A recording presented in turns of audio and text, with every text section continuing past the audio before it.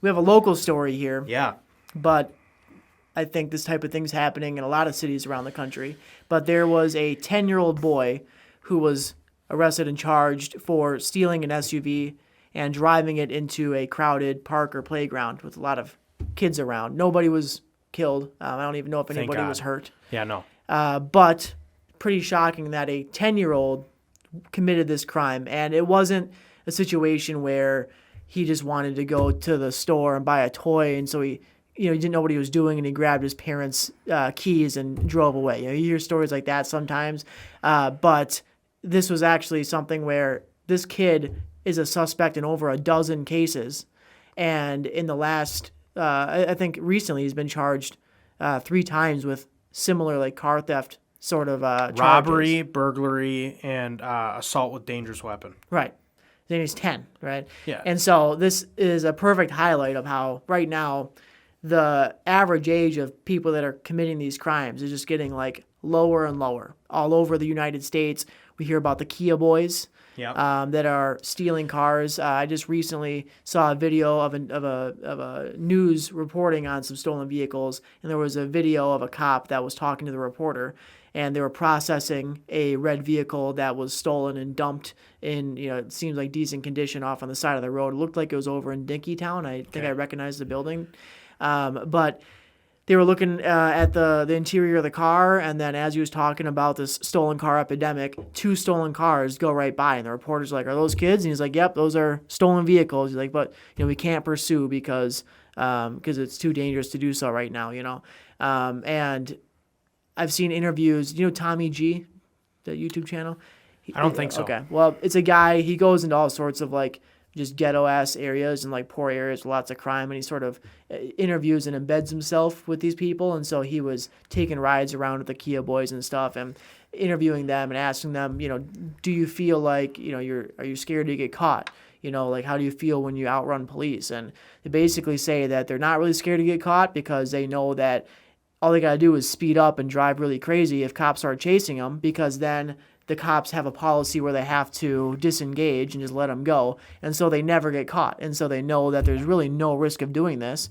And in Minneapolis, it really seems like if you get caught, you're really not seeing any charges come from the attorney's office. Mm-hmm. And the police chiefs in like Hennepin County have been really outspoken lately against the, would it be the district attorney? Hennepin Moriarty. County. Okay. Mary Moriarty. Yep. Right. They're very outspoken against her, basically saying there was a case of 2 stolen vehicles where the teenagers were shooting at each other.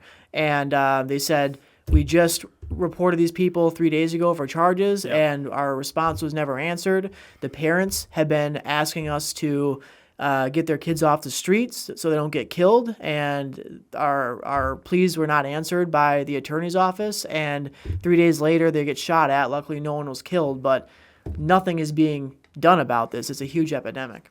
It's a very huge epidemic. Yeah, so I'll say, so I'll start out with this. I pulled over a 12-year-old one time. Wow. Yep. So it was late at night. I was working nights. And this car was going like 10 over, like 40 and a 30. And it was almost 3 in the morning. No one else was out. And I'm like, all right, I'll stop it. Going 10 over. It's 3 in the morning, whatever. Flip around on it, turn on my lights, and it like just slow rolls for like 2 blocks. Okay. Finally, it comes to a stop. I get out of the car, and I already had people rolling towards me because when a car is slow to stop is what we call it. That usually is something weird, right? Like, why aren't you stopping? So I get out, and I walk up to the driver, and I'm looking at this kid, and I'm like, I knew for sure he was under 18 for sure. Super baby face. And I'm like, how old are you? And he's like, I'm 15. I'm like, okay. I said, do you have a permit at minimum? I mean, he's got all his juvenile friends in the car with him. Now, don't freak out, people. When I say juvenile, I'm referring to under 18, not like criminal people. Okay? Juveniles are considered... They're called juveniles under 18. Some people might think, well, you're calling them juvenile because they're, like delinquent or something. Yeah, the term juvenile delinquent. Yeah, sure. So that's what I mean when I say juvenile. Anyway, and I'm like, you're 15. And he said, yeah. So I'm like, well, what's your name? Gave me a name, date of birth that equaled 15. Well, I look count on his fingers. He kind of stumbled on it, and I'm like, that's weird, you know. So I go back, I find out he gave me his older brother's name. Oh. So I go back to the car, and I'm like, hey man, I'm like, you're not him. Who are you? Like, what's your real name? Gives me his real name. He was 12 years old. I'm like, dude, you're 12 years old. I'm like, whose car is this? He's like, it's my friend's car, and it was a girl that was sitting in the back seat. It was her parents' car. Bro, if my future kid allowed one of his friends to drive my vehicle, dude, it would be a nuclear war. Like, it would be... Well, the point to this story is this kid, come to find out, has had several issues before, okay? Now, some of that might be on the parents for not caring, and this kind of what you were alluding to, some parents do care. Some parents want them locked up because at least when they're locked up, they can't cause crime or get in the way of others, right? So then I'll allude to a second story, and then we can get into the more of the topic. So I was sitting on the highway one night, and it was around that time. It was around 2 o'clock in the morning, and I had my radar on, and I'm sitting there listening to music, and all of a sudden, 115 comes on the radar.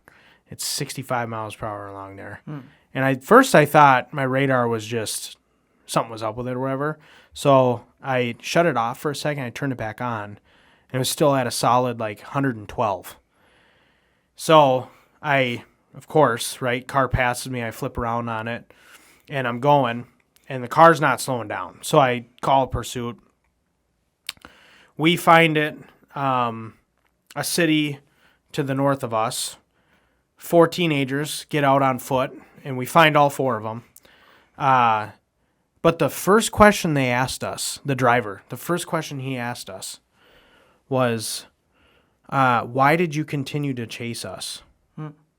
His thought process was, if I go long enough, they'll cancel. And our response was, well, we're not Minneapolis or St. Paul. Yeah. And we're going to catch you. So, and we did. And so, there is that thought process of, well, if I'm dangerous enough, or if I just keep going, they will stop, at some point. And it's unfortunate because that thought process from what society expects has really changed. Back in the 90s and even early 2000s, society would look at the criminal if a crash happened, like a fatal or something, and say, that's on the criminal. Now it's totally flipped to where it's the cop's problem, right? You shouldn't have chased him. If you didn't continue to chase him, he wouldn't have crashed and killed somebody. So, is there anything that they cite? Like, the people that make these policies that just, it seemingly makes it easier for them to get away, and they're already driving 115 miles an hour, right? And I know you agree with me, so I guess I don't have to argue that point. But like, if you are more likely to have participated in these discussions than I have, is there any merit to the other viewpoint on things? Like, do they make any good points about how these policies have been proven since, I guess, like the George Floyd days is probably when this stuff really started to be implemented. Over that period of a few years, do they have any evidence to say that this actually has been making things safer? Honestly, to be honest, I don't know. I can't say yes or no one way or another. I haven't looked deep into like the concrete issues or numbers on that, I guess you could say. If I were to think about it, I mean, the problem is that even if up front it was safer, who is to stop that person from doing it that night again, right? So like if a cop stops the car or tries to stop the car, runs off, right? Gets away.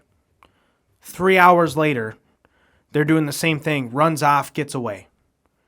Well, the second cop may not have known that the first cop tried to stop this car. So the second time that they attempt a pursuit before they cancel it, they end up killing somebody. Okay? So what's the difference if they're going to continue the behavior and there's no change or there's no consequences from it in the first place? So it may take them 47 times to start a pursuit and then hurt somebody, but that 47th time could have stopped at 1 or 2. Instead, it's just letting them go until eventually something will happen. Something bad will happen, right? It's like using duct tape to seal a boat, right? The first couple times you go out in the water, you might be able to make it happen, especially with Flex Tape. We're not sponsored, but awesome, right? You might be able to make it happen. But after a while, that tape is going to start to deteriorate, and an accident is going to happen. It's going to happen. So if you keep just like putting a Band-Aid, I mean, you heard it yourself. Like a lot of the Kia boys were like, no, we're not afraid to get caught. Like, why would we be? We're going to be out the next day. Yeah, exactly. It doesn't matter. Like, you know what I mean? Like, it doesn't matter,